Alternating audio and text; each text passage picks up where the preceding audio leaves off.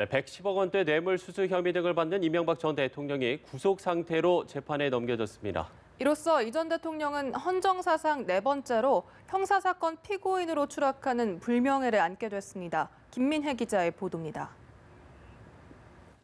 검찰이 이명박 전 대통령을 구속만기 하루를 남기고 재판에 넘겼습니다. 다스와 이 전 대통령을 둘러싼 의혹이 불거진 지 약 3개월 만입니다. 검찰이 적용한 혐의는 모두 16가지입니다. 검찰은 이 전 대통령을 다스 실소유주로 결론짓고 비자금 횡령 등에 가담했다고 판단했습니다. 삼성의 다스 소송비 대납과 국정원 자금 수수, 공직 임명 대가 등으로 돈을 받은 부분은 뇌물 혐의를 적용했습니다. 다스에서 모인 비자금이나 기업인 등으로부터 받은 뇌물은 정치자금이나 대선자금, 자녀 생활비와 보험료, 차명부동산 관리비 등으로 쓰여진 것으로 조사됐습니다. 또 과거 내곡동 사저 의혹 수사 당시 출처가 명확지 않았던 벽장 속 6억 원의 자금 출처는 김윤옥 여사라는 것도 수사를 통해 확인했다고 밝혔습니다. 검찰은 이 전 대통령이 옥중 조사를 전면 거부하면서 조사하지 못한 일부 특활비 자금 상납 등 추가 의혹에 대해서는 보강 조사를 이어갈 방침입니다.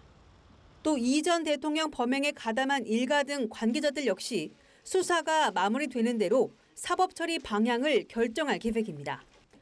이르면 이달 말부터 시작될 재판은 수사검사를 중심으로 공판팀이 꾸려집니다.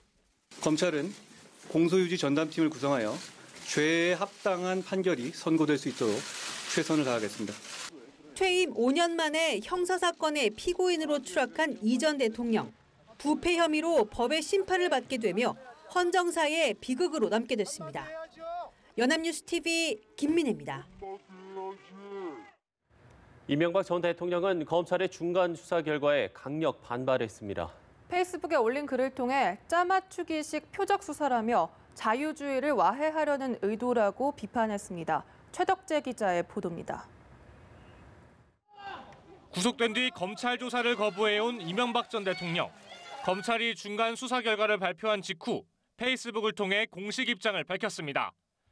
이 전 대통령은 검찰 수사 결과 발표는 가공의 시나리오에 따라 짜맞추기 수사를 한 결과라며 헌정사상 유례가 없는 일이라고 강력 반발했습니다. 이어 검찰이 구속 기소함으로써 이명박을 중대범죄의 주범으로 이명박 정부가 한 일들은 악으로 적폐 대상으로 만들었다고 주장했습니다. 자신은 물론 이명박 정부 시절 국정원, 청와대 등 수백 명에 달하는 공직자들이 검찰 조사를 받은 사실을 거론하면서 무술록사란 표현까지 동원했습니다. 국정원 특수활동비 전용, 다스 소유권 문제, 삼성의 다스 소송비 대납 등 자신의 혐의를 전면 부인하면서 법정에서 진위가 명확히 밝혀지기를 바란다고 밝혔습니다. 그동안 공격을 자제해온 문재인 정부를 향해서도 작심한 듯 비판의 날을 세웠습니다. 이 전 대통령은 검찰 수사에 대해 자유민주주의 체제를 와해시키려는 의도가 있다는 결론에 이르렀다며 대한민국의 역사와 정통성을 부정하려는 움직임에 깊이 분노한다고 목소리를 높였습니다. 이런 발언을 두고 일각에서는 지방선거를 앞두고 보수 진영의 결집을 주문한 것이란 해석이 나오고 있습니다. 구속 전에 이 전 대통령이 작성한 이 성명서는 기소 시점에 맞춰 측근들이 올린 것으로 알려졌습니다. 연합뉴스TV 최덕재입니다. 국회의원 시절 피감기관 돈으로 수차례 외유성 출장을 갔다는 의혹이 제기된 김기식 금융감독원장을 둘러싼 공방이 격화되고 있습니다. 더불어민주당은 부당한 정치 공세를 중단하라고 촉구했지만 야당은 임명 철회는 물론 검찰 수사까지 요구했습니다. 정영빈 기자의 보도입니다. 민주당은 야당이 김기식 원장을 놓고 무리한 정치 공세를 하고 있다고 목소리를 높였습니다. 우원식 원내대표는 피감기관의 혜택은커녕 불이익을 줬는데 어떻게 로비라고 할 수 있느냐면서 김 원장은 평소 소신 있고 깐깐한 원칙주의자라고 옹호했습니다. 김기식 원장의 취임에 불편해하던 이들이 그를 낙마시키고 그를 통해 금융시장 개혁을 좌초시키려는 의도가 있지 않은가 의심할 수밖에 없기 때문입니다. 야 3당은 일제히 임명 철회를 촉구했습니다. 한국당 김성태 원내대표는 오해를 살 만한 혜택을 준 적 없다는 김 원장의 주장을 일축하며 검찰 고발을 추진하겠다고 밝혔습니다. 특히 2015년 해외 출장 당시 수행한 여비서는 정책비서라는 김 원장의 해명과 달리 인턴 신분으로 드러났다면서 공세 수위를 끌어올렸습니다. 정책 업무 보좌로 인턴을 동행했다는 것 자체가 앞뒤가 맞지 않는 일입니다. 이 여비서 인턴은 항제 A위에 수행을 한 이후에 2015년 6월 18일 날 구급 비서로 국회 사무처에 등록이 되었습니다.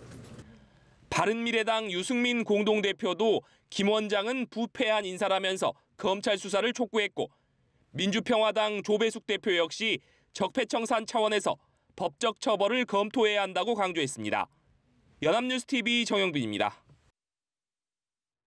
청와대는 김기식 금융감독원장이 국회의원 당시 외유성 출장을 다녀왔다는 의혹과 관련해 자체 조사 결과 모두 적법하다는 결론을 내렸다고 밝혔습니다. 김의겸 청와대 대변인은 춘추관에서 브리핑을 하고 조국 민정수석이 임종석 비서실장의 지시로 일부 언론이 제기한 의혹에 대해 확인했다며 이같이 말했습니다. 그러면서 출장은 모두 관련 기관의 해외 진출을 돕기 위한 의원 외교 차원이거나 관련 기관 예산이 적정하게 쓰였는지 현장 조사를 위한 것이었다며 국민 눈높이에 부합하지 않는다는 지적은 겸허히 받아들이겠지만 해임에 이를 정도는 아니라고 판단했다고 밝혔습니다. 네, 여야 대치 국면이 갈수록 가팔라지고 있습니다. 어제 예정됐던 4월 임시국회 본회의와 이낙연 총리의 추경 연설은 끝내 무산됐습니다. 이준삼 기자의 보도입니다. 여야 사당 원내대표는 조찬을 시작으로 정세균 국회의장 주재 정례회동에 이어 오찬까지 함께했습니다. 국회 정상화를 놓고 머리를 맞댔지만 결국 빈손으로 돌아섰습니다.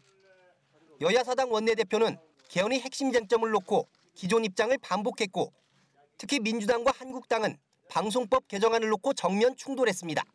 그 방송법을 저희는 이제 완전히 국민에게 돌려드리자 하는 취지의 생각을 갖고 있고 그래서 방송의 지배구조를 이제 정당이 손대지 말고 야당은 민주당이 내놓은 안을 그대로 통과시켜 드리겠다는데 무엇을 협의하자고 하는지 도통 알 수가 없습니다. 국회로 넘어온 4조 원 규모의 추경안에 대해서도 야당이 지방선거를 의식한 선심성 추경이라고 비판하자 여당은 야당이 아직도 정신을 차리지 못하고 있다고 받아쳤습니다. 협상이 끝내 결렬되면서 오후 예정됐던 본회의와 이낙연 총리의 추경 시정연설은 무산됐습니다. 향후 4월 임시국회 일정은 더욱 불투명해졌습니다. 대정부 질문이 무산될 가능성이 높아졌고 상임 일정도 표류할 것이란 전망이 나옵니다. 연합뉴스TV 이준삼입니다. 문재인 대통령의 공약인 어버이날 공휴일 지정이 올해부터 시행될지에 관심이 쏠리고 있습니다. 문재인 대통령은 대선 후보 당시 쉬지 못하는 직장인들에게 어버이날은 죄송한 날이 되고 있다며 어버이날을 공휴일로 지정하겠다고 공약했습니다. 올해는 5월 5일 어린이날이 토요일이어서 다음 월요일인 5월 7일이 대체 공휴일입니다. 이에 따라 5월 8일 어버이날이 공휴일로 지정되면 나흘 황금 연휴가 만들어집니다. 이와 관련해 주무부처인 인사혁신처는 충분한 의견 수렴과 다른 공휴일과의 관련성 등 검토가 필요하다면서 현재까지는 아무것도 결정된 바가 없다고 밝혔습니다.